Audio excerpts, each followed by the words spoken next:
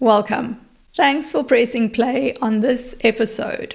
And in today's episode, I want to talk about how we can become more embodied women.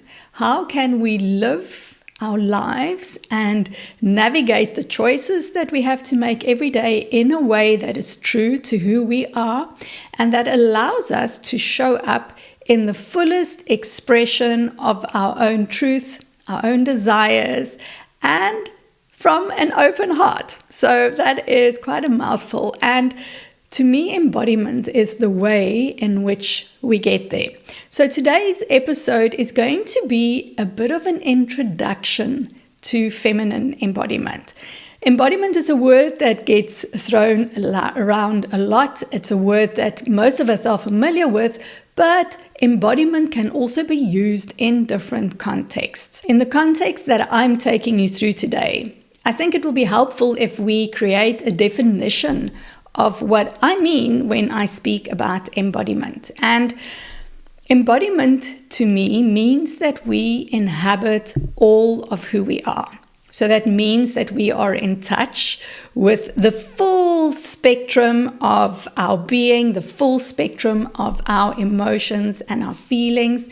We are connected both to the light aspects of who we are, but also to the dark aspects. And we move then, when we inhabit ourselves, we move from a place of wholeness. So when you think about inhabiting yourself, you can imagine that you are using all of your gifts, all of your abilities, all of the insight and the wisdom that you have, all of the strength and the power that you have available to you. And not only, which is something that I'm going to talk about a little bit more in this episode, not only the power of your mind, your thoughts, your thinking, and your doing. All right. So inhabiting yourself means being connected to all of who you are.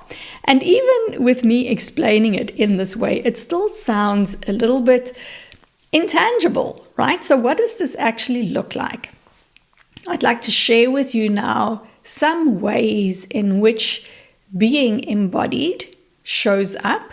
Like, what does it look like practically for us as women when we are more embodied? And then I'm going to share with you how you can begin to become more embodied in everyday life. Being embodied means that you are fully present to your life. So think about this.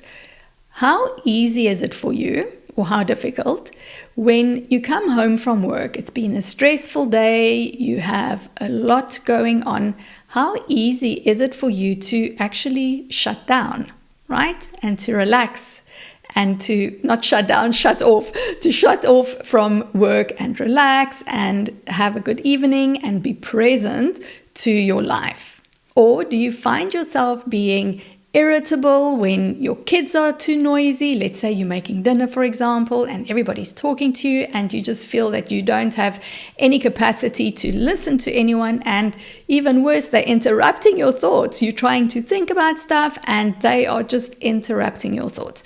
So when we are not present to our lives because our attention and our awareness is caught up in another aspect of our life, in a personal situation or a challenge that we're busy dealing with, and we're trying to process that through our minds, what happens is we become disembodied, we become disconnected from the present moment. And so when we learn the skill of embodiment, because it is a skill, right? The more we do it, the more skilled we become in being embodied in those moments where the default mode might be to become disembodied.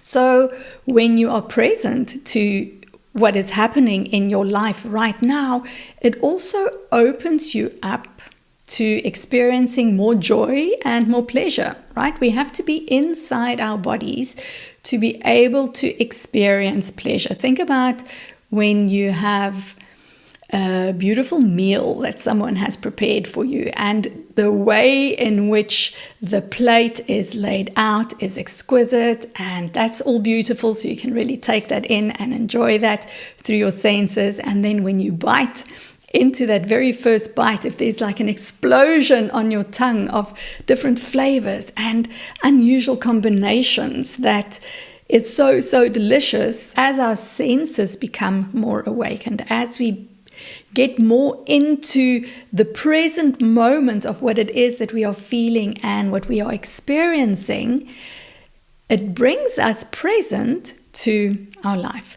So being embodied means that we are fully present to our experiences and we're not floating around with our mind somewhere else while our life is busy happening around us. Being embodied also means that we are free to express ourselves, right? So think about that family member that keeps on making jokes that hurt you, that annoy you.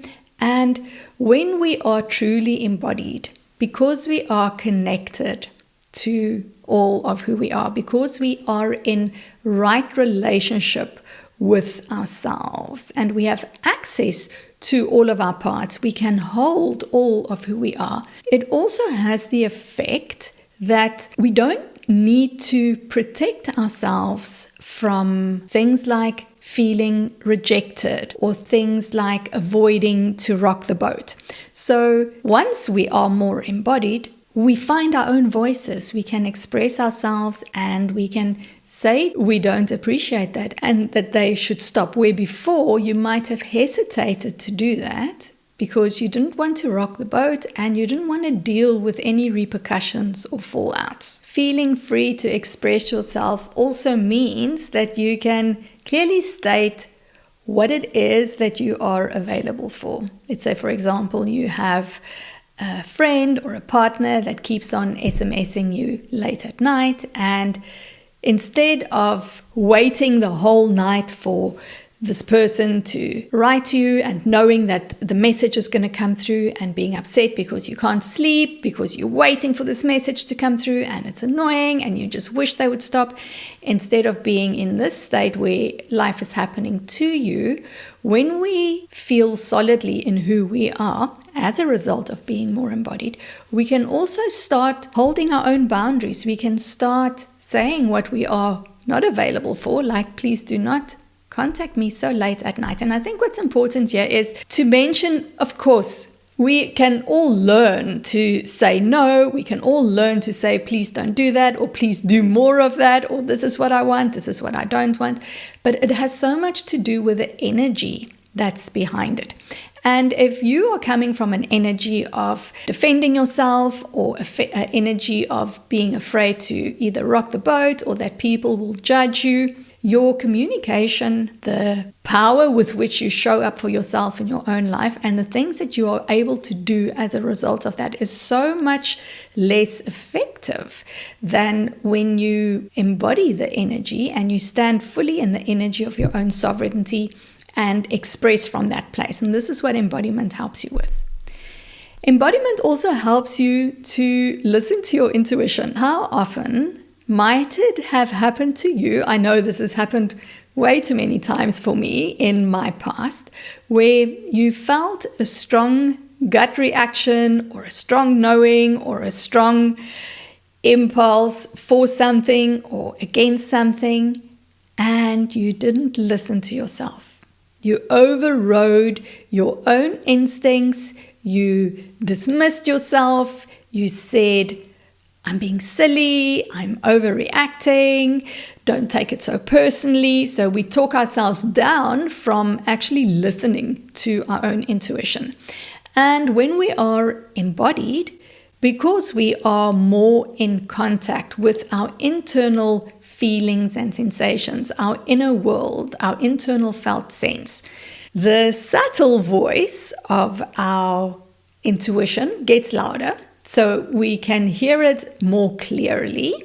And not only that, what also happens is because of the relationship that we develop with ourselves, again, we learn to trust ourselves more. We are less likely to dismiss what we are feeling or to try and pretend that we're not feeling that, or saying that what we are feeling isn't true. So we really trust our own feelings and we trust our own ability to act on those feelings. The next thing that being embodied helps us with is to connect to our feminine energy.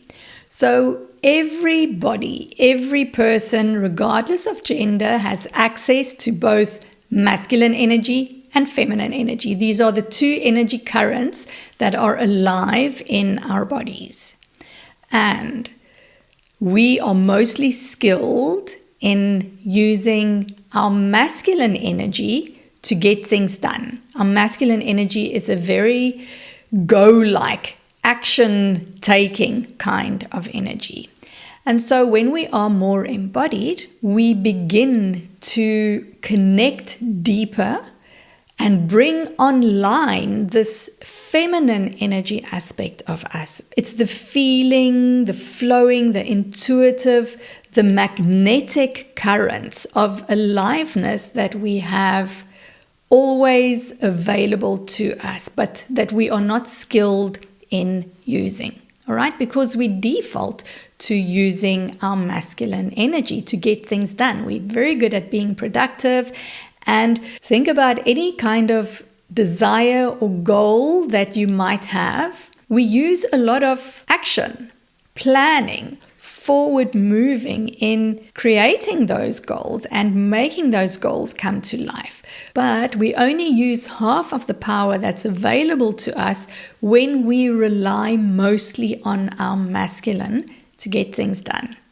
And it is so that when we are disembodied, like when we're spending a lot of time in our heads thinking about the future or obsessing about the past or being stuck in mind loops or avoiding being in our body for whatever reason, and I'll speak to that in a moment, then that disconnects us from our feminine truth, right? Because of the cultural soup that we live in, where our go energy is really put on as the hero, we're not really taught to embody or to embrace the flowing, more emotional, intuitive currents of our nature. And so embodiment is one of the ways in which we can contact and start to live from this energy.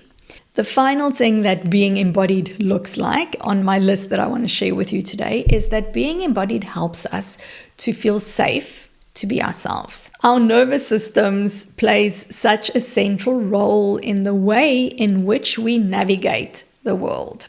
And when your nervous system is in survival mode, which means that it is constantly bracing, it's constantly on high alert, it's constantly anticipating, what that tends to look like in life is that we're feeling very tense. We might be worried about things. We might have mind loops again, which is an habitual patterns that play out in our nervous system. You might feel overwhelmed a lot. You might feel irritable a lot. You might feel frustrated a lot. You might have like repressed anger that you push away, and then in the most inconvenient times, and when you can't take it anymore, then the anger explodes, and then you feel guilty, and then you retreat, and then it's the cycle that keeps on playing out. Now, if you don't feel safe inside your body, and hence you are in survival mode, your system is constantly in fight, flight, or freeze. And when your system is in this state, it is very difficult for you to make decisions that come from a place of ease. It's very difficult for you to be able to relax. It's very difficult for you to rest back and receive, and what you will find is that more often you are bracing against life. And if you don't feel safe inside your body, and if you don't feel safe to be yourself, what ends up happening is we put these masks over so that people can't see who we truly are. So we don't let anybody in, and we also adopt all of these, let's call them patterns, all of these things that we do. So we try to be too controlling. We do things like always saying yes to people. We do things like putting up walls so that people don't come close to us. We do things like always asking or looking externally for validation that we are being loved or that we are good enough or that people accept us. And when we live in a place like this, and I'm speaking here from personal experience of for many, many years not feeling safe to be myself.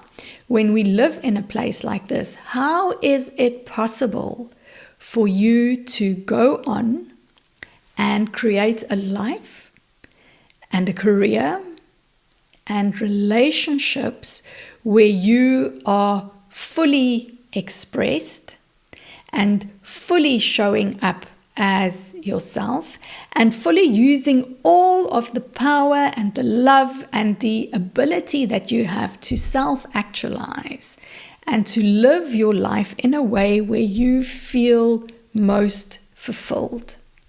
This is a point of power when we feel most fulfilled. And so often when we tend to be disembodied, which is not something that you're doing wrong, because we all disembody, or so embodiment and disembodiment lives on a scale. We are not either embodied all the way or disembodied all the way. We're always finding ourselves somewhere on the scale. But the thing is, there are many things in our life that causes us to disembody, and that is a whole episode on its own. And so when you find yourself doing some of these things that I've just explained, that is the opposite of what it looks like to be embodied, it doesn't mean anything is wrong with you. This is an awareness that I'm creating within you. I'm highlighting what could be different. I'm showing you new possibilities. So next, I'd like to share with you, how do we then become embodied? And what I'm going to take you through now is a process that I take my clients through. I don't want to call them steps because they're not really steps, but these 3 pillars, let's call them, of becoming more embodied. And so the first pillar is developing your sensitivity, so attuning yourself to your internal world. The second pillar is to liberate your internal world. And the third pillar is to expand into the world beyond. So expanding from your inner world into the outer world. And you can think of these not necessarily as consequential steps or something that happens linearly, like you must first attune and then liberate and then expand. But think of it as a spiral, and we are always moving up and down the spiral. So we can always move between sensitizing, expanding, and liberating, going up and down the spiral. What I'd like to do is name briefly what these different pillars look like, and then in the next episode I'm actually going to break them down, dive deeper into each of the pillars, and show you how you can begin to apply that and use that and do that in your own life. So the first pillar of attuning to what is here and becoming sensitive means that if embodiment is that we are inside our bodies, we develop our sensitivity to learn the language of our internal world. Our internal world, our body, is always speaking to us in the language of feelings and sensations. And if we are habitually living up in our heads, of course we tend to only feel those feelings and sensations that are very big and very loud, like I'm hungry, I'm thirsty, I need to go to the bathroom. And even think about how often do we push those feelings to the side and we ignore them. So it's very easy for us to kind of override the feelings and the sensations inside our body. But for us to have access to the full spectrum of who we are, we need to stop overriding what it is that we're feeling, number one. And number two, we actually have to know what it is that we're feeling and become sensitive to what it is that we're feeling. So this is what attunement does, becoming sensitive to what is alive inside the body. And then we can begin to move those feelings through us. The second pillar is to liberate. Now, if we go back to what I spoke earlier about feeling safe to be ourselves and feeling safe to express ourselves, liberate has everything to do with all of the tension and unprocessed feelings and emotions and experiences and situations that we have experienced through the course of our lives, it could happen that these experiences and even emotions has never been processed. And when they're not processed, they are literally stuck inside our bodies, and they are stuck inside our nervous systems. And this is where the habitual patterns that we have, like patterns of perfectionism, or patterns of people-pleasing, or patterns of abandoning ourselves, these patterns are very likely unprocessed things that are stuck inside our nervous system that causes us to have these patterns in our external life. When you are feeling stuck, you're unable to move forward, and you have some block in your way and you don't know what that is, often what we want to do is we want to go and explore this in the mind, and we want to pick it apart, and we want to try and understand that. And in my experience, understanding why you are feeling stuck doesn't really help you to move forward.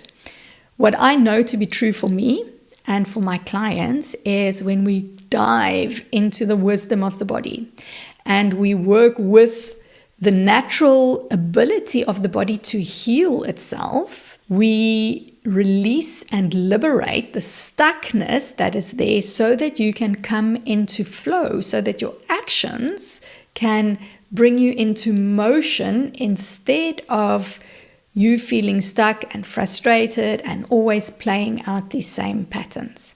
And then the third pillar in becoming more embodied and living more embodied is the pillar of expansion. And this is where we take all of that energy and all of the power that we have available internally that might have been released as a result of the liberation work that we've done, that might have been like turned up and dialed on because of the sensitivity work that we've done, the sensitizing work.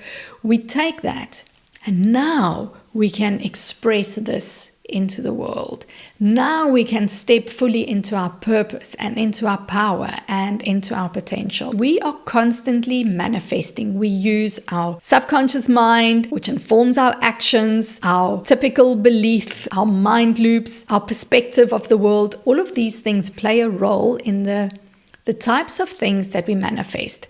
And so if it is true that we are constantly manifesting, we are constantly bringing to life our reality in the way that we perceive and experience it. To me, it makes sense that I want to do it in a way where I am more empowered in what it is that I choose, that I feel more empowered in what it is that I perceive, so that I can start to magnetize my desires and manifest my desires in a way that feels easy, and a way that feels aligned to who I am and that doesn't take so much effort. All right? And it can be any kind of desire. And we can only truly live in a way that is easeful when we have access to our full spectrum power, the full spectrum of who we are. So not only our masculine go, take action, break walls down and make things happen, but also that feeling, flowing, feminine that becomes the fuel that can actually drive our actions. I hope you found some nuggets in this episode, and remember to watch out for the next episode where I'm going to dive deeper into these 3 pillars for you to begin to apply them in your own life. Thank you so much for listening. And before you go, I have a free gift for you. It's a 12-minute guided audio designed to drop you out of your head and back into your body so you can reconnect with your inner landscape, your internal world, and access the feminine wisdom that is held there for everyday life. And if you enjoyed today's episode, you are going to love this guided audio. All that you need to do is scroll to the bottom, click on the link, fill in your emails, and I'll deliver it straight to your inbox. Thanks again for tuning in, and I'll speak to you in the next one. Bye.